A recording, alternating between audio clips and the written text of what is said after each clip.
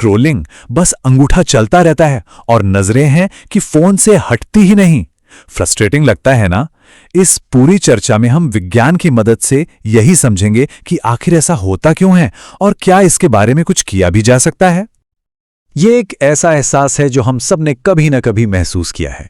समय जैसे हाथ से फिसल जाता है, एक पल के लिए बस कुछ देखने को फोन उठाते हैं और पता ही नहीं चलता कब हम एक अंतहीन फीड में खो जाते हैं। लगता है जैसे वक्त कहीं गायब ही हो गया हो। तो यहीं पर असली सवाल उठता है। अक्सर हम सबको यही लगता है कि ये हमारी अपनी कोई कमी है, विल पावर की कमी है। लेकिन क्या हो अगर ये हमारी गलती है ही नहीं?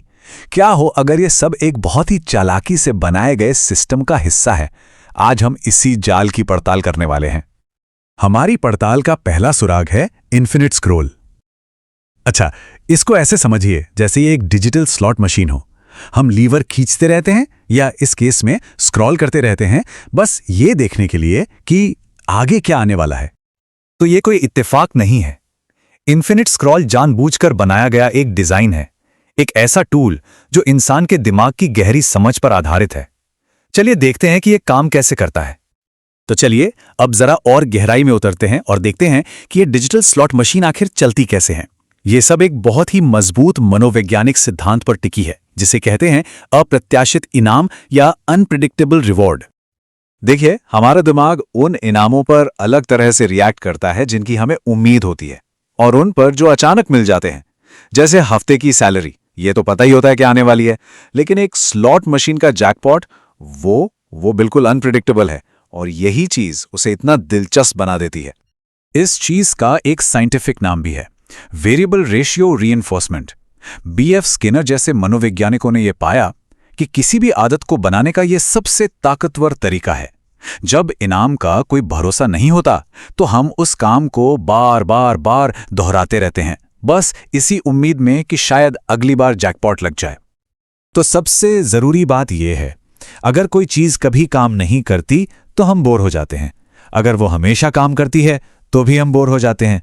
लेकिन अगर वो कभी कभी काम करती है तो बस हम पूरी तरह फंस जाते हैं। यही वो सिद्धांत है जो जुए, वीडियो गेम्स और हमारे सोशल मीडिया फीड्स को इतनी ताकत देता है। ठीक है, अब हम इस पड़ताल के सबसे जरूरी हिस्से पर आ गए हैं। हम डोपामीन के बारे में एक बहुत बड़े मिथक को तोड़ने वाले हैं, और ये समझना कि ये असल में कैसे काम करता है शायद हमारे अपने बर्ताव को देखने का नजरिया ही बदल दे। हम सब ने ये सुना है ना, कि डोपामाइन प्लेजर केमिकल है। जब हमें कोई इनाम मिलता है तो हमारे दिमाग में डोपामाइन भर जाता है और हमें अच्छा महसूस होता है। लेकिन क्या ये सच में सच है? इसका सीधा और शायद चौंकाने वाला जवाब है नहीं। डोपामाइन का खुशी से लेना देना नहीं है। इसका लेना देना किसी और चीज से है जो शायद खुशी से भी ज्यादा ताकतवर है। देखिए, रिसर्चर्स केंट बेरिज और टेरी रॉबिन्सन ने एक कमाल की थ्योरी दी। उन्होंने पाया कि हमारे दिमाग में चाहने के लिए एक सिस्टम है और पसंद करने के लिए एक बिल्कुल अलग सिस्टम, और ये दोनों एक चीज बिल्कुल नहीं है। तो जो चाहना है यानी वांटिंग, उसे डोपामाइन सिस्टम चलाता है। ये प्रेरणा है, तलाश है, किसी इनाम को पाने की जबरदस्त इच्छा। और दूसरी तरफ है पसंद करना यानी लाइकिंग, जिसे ओपियोइड सिस्टम चलाता है। ये है वो असली मजा, इनाम को एंजॉय करने की संतुष्टि। अब इस बात को ध्यान से समझिए। डोपामाइन का काम इनाम का मजा देना नहीं है, बल्कि उस इनाम की चाहत पैदा करना है। यही इस पूरी पहेली की चाबी है।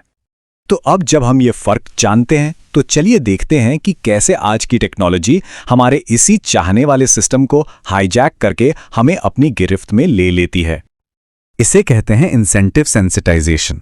मतलब हर बार जब हम किसी इशारे जैसे फोन की एक छोटी सी नोटिफिकेशन को देखते हैं तो हमारा चाहने वाला सिस्टम थोड़ा और सेंसिटिव हो जाता है, और समय के साथ ये सिस्टम हाइपर रिएक्टिव बन जाता है।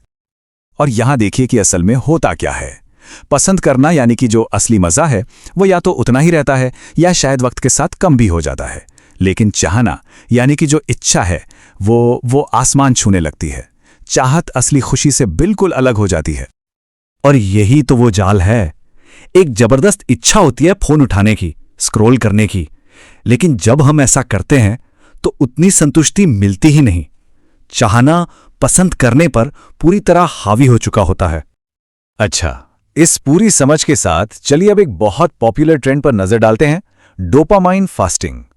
क्या ये सच में काम करता है या ये बस इसी साइंस की एक बड़ी गलतफहमी है? मजे की बात तो ये है कि जिन्होंने ये आइडिया शुरू किया था, डॉक्टर कैमरन सिपा, वो खुद कहते हैं कि इस नाम का मतलब वो नहीं है जो लोग समझते हैं। ये तो बस एक कैची नाम था ताकि लोग अनहेल्दी आदतों से ब्रेक लेने के लिए मोटिवेट हों। इसका मकसद कभी भी डोपामाइन के लेवल को कम करना था ही नहीं। और यहीं पर सारी गड़बड़ हुई। जो सनक बन गई वो ये थी कि हर तरह के सुख से दूर रहकर डोपामाइन को रिचार्ज किया जा सकता है, जो कि असल में गलत साइंस पर आधारित है। जबकि असली आइडिया, जो कॉग्निटिव बिहेवियरल थेरेपी पर बेस्ड था, वो बहुत सीधा साधा था। बस अपनी बाध्यकारी आदतों को कम करने के लिए टेक्नोलॉजी से सोच समझकर ब्रेक लेना। तो इसका मतलब ये है कि असली आइडिया बुरा नहीं था, बल्कि वो तो काफी समझदारी भरा था। ये हमारे डिजिटल जीवन में थोड़ी माइंडफुलनेस और इरादा वापस लाने के बारे में था, ना कि हमारे दिमाग की केमिस्ट्री को बदलने की कोशिश करने के बारे में।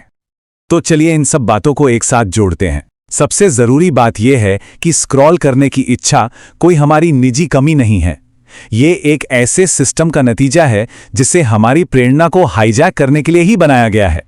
और ये समझना कि डोपामाइन चाहने को बढ़ाता है, पसंद करने को नहीं, हमें ताकत देता है। असल में यही ज्ञान कंट्रोल वापस पाने की तरफ हमारा पहला कदम है।